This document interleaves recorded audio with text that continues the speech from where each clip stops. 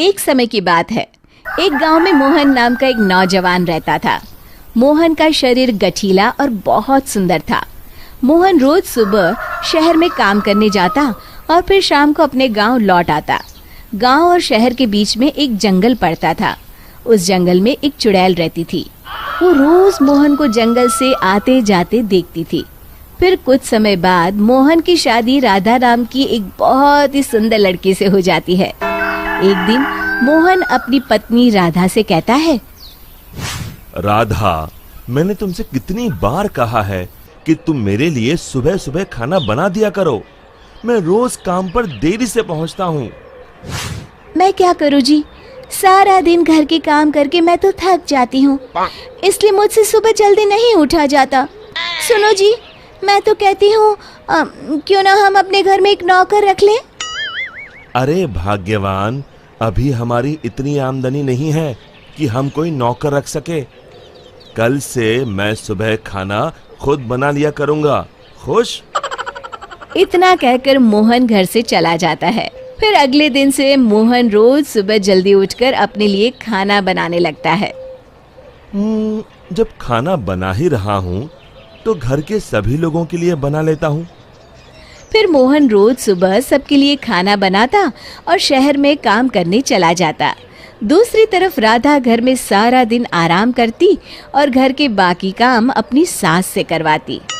हे भगवान, ये बुढ़ापे में तू मुझसे किस जन्म का बदला ले रहा है, जो ऐसी बहू को मेरे पल्ले बांध दिया है।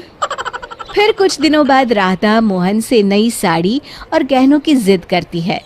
मोहन उसे समझाने की कोशिश करता है कि वो अभी ये सब खरीदने में असमर्थ है, लेकिन राधा नहीं मानती और राधा के रोज रोज के नखरों से तंग आकर मोहन गुस्से में घर से निकल जाता है।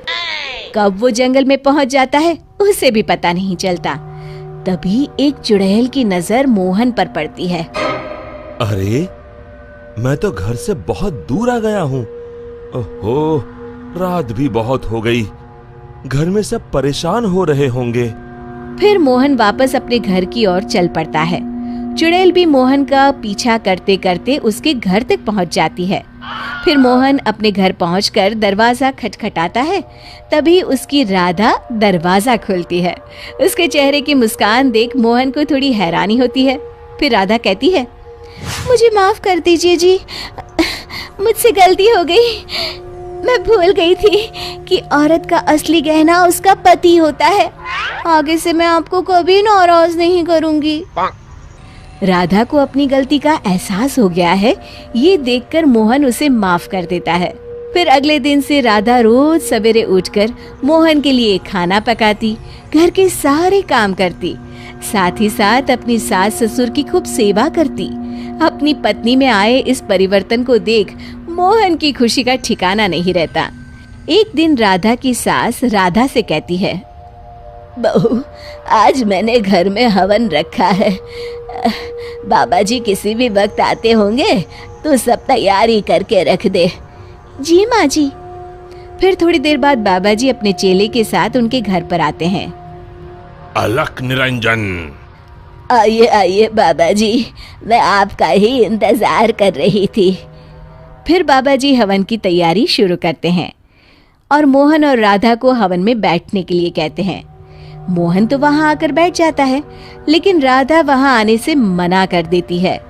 तब मोहन राधा से कहता है, अरे भाग्यवान, अचानक तुम्हें क्या हो गया? तभी बाबा जी को राधा पर कुछ संदेह होता है। अलख निरंजन, माँ जी, तुम्हारे बहू के हाव भाव देखकर मैं पहले ही समझ गया था कि इसके अंदर किसी चुड़ैल का वास है। बाबा जी क्रोधित होकर कहते हैं, सच सच बता, कौन है तू, वरना अभी तुझे जलाकर भस्म कर दूंगा। फिर बाबा जी जोर जोर से मंत्र पढ़ना शुरू कर देते हैं। ओम चामुंडाय विच्चाय नमः, ओम चामुंडाय विच्चाय नमः। तभी अचानक राधा की आवाज बदल जाती है और वो बाबा जी को हाथ जोड़कर कहती है, नहीं नहीं, मुझे छोड़ दीजिए।